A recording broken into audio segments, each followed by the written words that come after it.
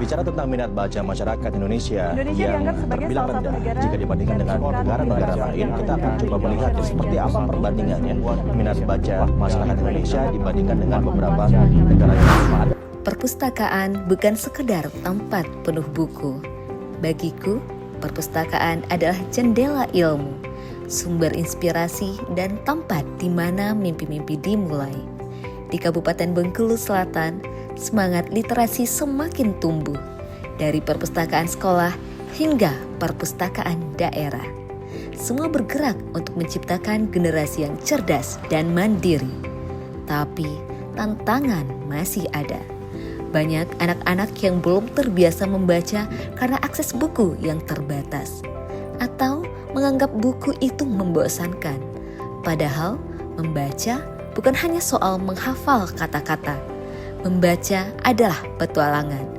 Membuka buku berarti membuka pintu menuju dunia baru, penuh imajinasi dan pengetahuan yang tak terbatas. Kenalkan, saya Media Afrina, guru kimia di SMA Negeri 9 Bengkulu Selatan. Sahabat literasi, pernahkah kita berhenti sejenak dan merenung tentang salah satu pilar kemajuan sebuah bangsa? Ya, kita bicara tentang membaca. Namun, di tengah gemuruh informasi digital yang tak terbendung di tahun 2025 ini, ada sebuah ironi yang begitu kentara di tanah air kita.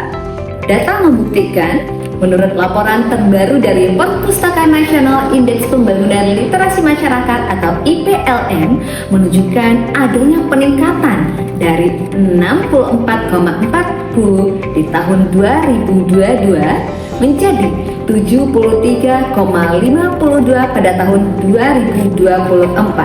Dan tingkat gemar membaca nasional juga naik ke 72,44 masuk kategori sedang. Ini adalah kabar baik dalam sebuah langkah untuk kemajuan. Namun, mari kita melihat gambaran yang lebih luas dan lebih mendalam. Laporan UNESCO yang terus-menerus digaungkan hingga tahun 2025 ini menunjukkan fakta yang menampar kita semua. Minat baca masyarakat Indonesia hanya 0,001%.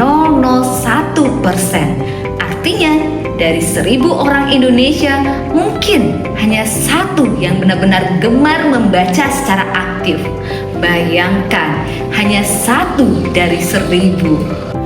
Bahkan, survei PISA 2022 menunjukkan skor literasi membaca siswa Indonesia berada di angka 371, jauh di bawah rata-rata negara OECD. Artinya, kemampuan dasar memahami dan menganalisis teks masih menjadi pekerjaan rumah besar bagi generasi penerus kita. Terus, apa dampaknya? Rendahnya minat baca ini bukan sekedar angka. Ini adalah akar dari berbagai masalah. Kemampuan berpikir kritis kita tergerus. Kita menjadi rentan terhadap informasi hoax dan inovasi pun bisa terhambat. Ayo membaca, jadikan membaca sebagai nafas kita, karena di setiap kata ada kekuatan, di setiap kalimat ada kebijaksanaan, dan di setiap buku ada dunia menanti untuk dijelajahi. Bersama kita wujudkan Indonesia yang berliterasi, Indonesia yang mendunia.